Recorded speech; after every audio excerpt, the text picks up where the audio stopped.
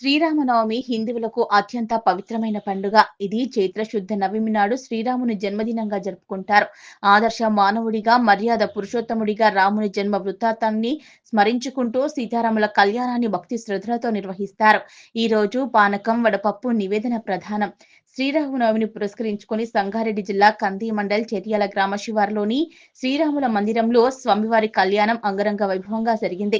సర్పంచ్ శ్రీమతి చేవెళ్ల రేఖా వెంకట్రెడ్డి, ఆలయ కమిటీ సభ్యులు, గ్రామ పెద్దలు చిలవరి చంద్రశేఖర్, జూలకంటి ఆంజనేయులు వారి అధ్యక్షన పూర్తి స్థాయిలో ఏర్పాట్లు చేసి సీతారాముల కళ్యాణం భక్తి శ్రద్ధలతో నిర్వహించారు. అనంతరం భక్తులకు తీర్థ ప్రసాదాలు, అన్న వితరణ చేశారు. ప్రతి ఒక్కరూ ధర్మంతో, నీతి నిజాయితీతో ఉండాలని కోరారు.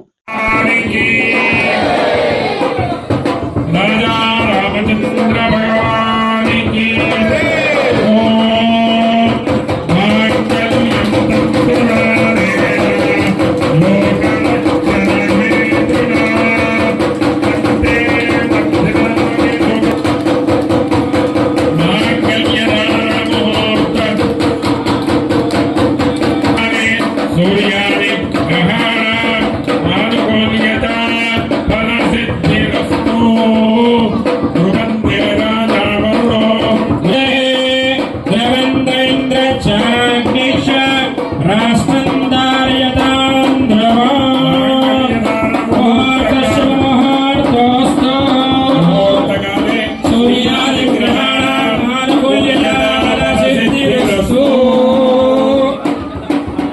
ఇప్పుడు అక్షరారోహణ